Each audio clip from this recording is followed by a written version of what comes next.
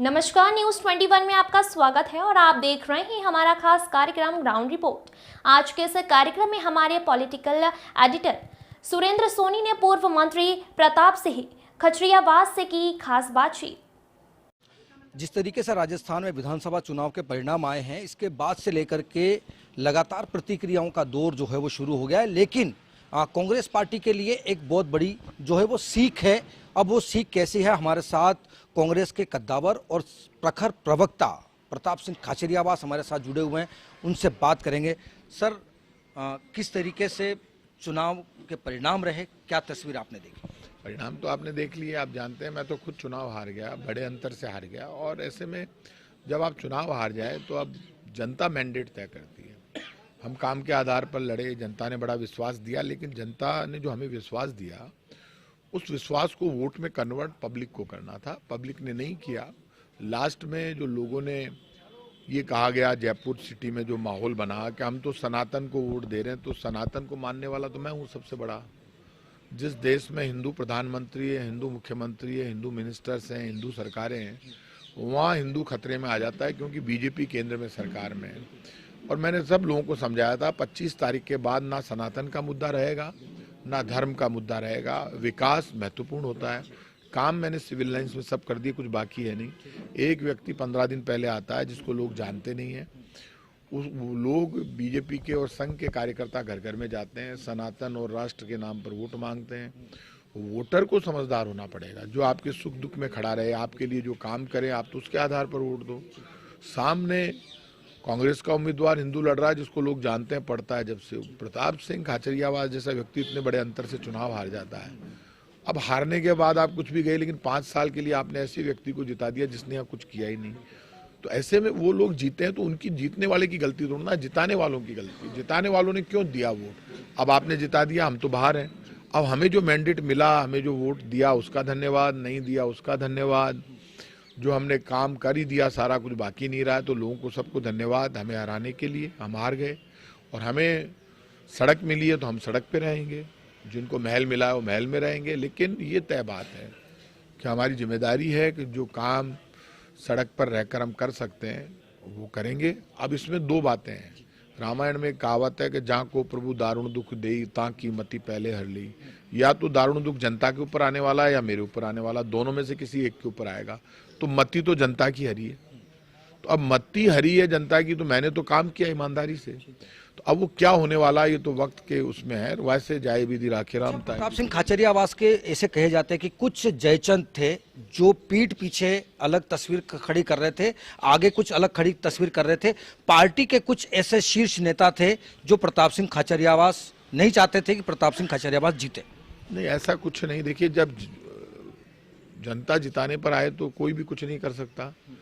तो जनता यदि वोट देती तो भाई मेरा काम तो मैंने, पब्लिक मेरे बारे में जानती है, पर्सनली जानती है, मेरा काम जानती है, मेरी सच्चाई, ईमानदारी, मेरा विकास, मेरा पब्लिक वेलफेयर, मैं जो जी जान लड़ाकर काम करूँ, सब जानती है मेरे बारे में। तो मेरा वोट यदि किसी के कहने से इफेक्ट हुआ है तो फिर तो कोई मतलब ही नहीं रहा। प्रताप सिंह खाचरियावास 40 सालों से जनता की एक मजबूत आवाज थी, आज भी आवाज है, कल भी आवाज रहेगी। अब आपकी विशेष रणनीति और क्या रहेगी, क्योंकि इन 5 सालों में सरकार को वापस से बैकफुट लाने के लिए? कोई विशेष रणनीति नहीं है। ये तो सरकार वैसे ही बीजेपी की चली जाएगी। लोग 10 दिन बाद ही पछताएंगे जिन्होंने बीजेपी को वोट दिया है। उनको लगेगा ना तो कोई सनातन मुद्दा है, ना कोई राष्ट्र मुद्दा है। राष्ट्र तो कल भी था, आज भी है, सदियों तक रहेगा। राम जी के टाइम पर भी था, त्रेता में, सतयुग में भी था, द्वापर में भी था। और बीजेपी के लोगों ने जो मूर्ख बनाकर वोट लिया है वो भी पछताएंगे। जो इनके लिए वोट मांग रहे थे उनका भी कोई भला नहीं होगा, क्योंकि ये वोट काम के आधार पर, डेवलपमेंट के आधार पर, सच्चाई और ईमानदारी के आधार पर नहीं गया, ये तो षड्यंत्र के आधार पर गया है। भाई साहब, आपने भी कई दावे किए थे कि क्योंकि आप आश्वस्त थे कि सरकार रिवाज बदलेगी, लेकिन काम के नाम पर, विकास के नाम पर, लेकिन कांग्रेस पार्टी रिटर्न नहीं हो पाई। क्या कमियां रही? क्योंकि वो कमियां आप अच्छे से जानते हैं, क्योंकि आपने कांग्रेस को बहुत गहराई से समझा है, हर एक काम को समझा है। कोई कमी नहीं है। कांग्रेस जितना अच्छा काम कर सकती थी किया। मैं तो खुद हार गया। कांग्रेस ने इतना अच्छा काम किया, फिर हमारी सरकार वापस रिपीट नहीं हुई। सबने अच्छी बात कही, समझाया लोगों को। अब लोग समझकर वोट करे तब जीतते ना। हमारी 70 सीटें आई है, फिर भी हम ज़्यादा सिटीज़ में हारे हैं। जयपुर में हमारे से 2 एमएलए जीते, दोनों माइनॉरिटीज के जीत गए। तो वो इसलिए जीत गए कि आपने हिंदू मुसलमान किया, तो माइनॉरिटीज ने, जहां उनके माइनॉरिटीज के उम्मीदवार लड़ रहे थे वहां वोट थे, उन्होंने एक तरफा वोटिंग की, और थोड़े बहुत समझदार जो हिंदू थे, जो हिंदू मुसलमान से ऊपर उठकर उनको वोट किया, तो दोनों जीत गए ना, रफीक भाई और अमीन भाई। तो ऐसे में ऐसा थोड़ा ना कि आप पोलराइज होंगे तो अगले भी पोलराइज हुए। तो आप पोलराइज होके आप किसको मार रहे हो? आप तो सनातनी को मार रहे हो। आप कैसे कह सकते हो कि कैसे आपने हिसाब कर लिया कि ये नरेंद्र मोदी हो या अशोक गहलोत हो चाहे प्रताप सिंह खाचरे हो, तीनों ही सनातनी है ना। तो आप कैसे विभेद कर रहे हो? ये तो नाटक कर रहे हो आप। अच्छा, फिर अब राजस्थान में बीजेपी की सरकार आ गई, अब 1-1 लाख रुपए कब सनातन धर्म मानने वालों को बीजेपी जारी करेगी, वो भी घोषणा कर देनी चाहिए, बीजेपी को बता देना चाहिए। बड़ी बड़ी बातें कर रहे थे तो अब 1-1 लाख रुपए महीने के चालू करवा लो इनसे।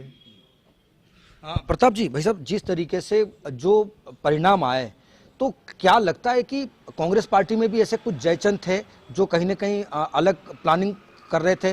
क्या आप इस बात को मानते हैं कि अगर राहुल गांधी की अगर सभाएं ज्यादा होती तो क्या कांग्रेस रिपीट हो पाती? क्योंकि राहुल गांधी ने जिस तरीके से तेलंगाना में सभाएं की, तो आज तेलंगाना में सरकार है। राहुल गांधी बड़े नेता हैं और आज नहीं तो कल राहुल गांधी देश का नेतृत्व करेंगे। धन्यवाद। बिल्कुल, ये थे हमारे साथ में कांग्रेस के प्रखर प्रवक्ता जो लगातार सरकार में भी रहे हैं, जिन्होंने सरकार में भी अपनी आवाज़ को बुलंद किया है, जिस तरीके से जनता की आवाज़ वो उठाते रहे हैं। इनका यही कहना है कि भले मैं हार चुका हूं, लेकिन मैं जनता के बीच में हमेशा बना रहूंगा। उनकी हर एक तकलीफ को वो हमेशा से क्लियर करते रहेंगे, जनता के बीच में बने रहेंगे। लेकिन अब सबसे बड़ा सवाल ये कि जिस तरीके से अब कांग्रेस पार्टी 69 सीटों पर सिमटी हुई है, तो अब विधानसभा में कांग्रेस पार्टी का ऐसा कौन सा नेता होगा जो प्रतिपक्ष की भूमिका निभा पाएगा? यदि यहां पर प्रताप सिंह खाचरियावास को अगर विजय मिलती तो वो एक बड़े डिफेंडर के रूप में बीजेपी के लिए एक बड़ी इमारत साबित होते और समय समय पर वो जो है वो मुद्दों को और प्रखर करते। कैमरा पर्सन मुकेश के साथ सुरेंद्र सोनी, न्यूज़ 21, जयपुर।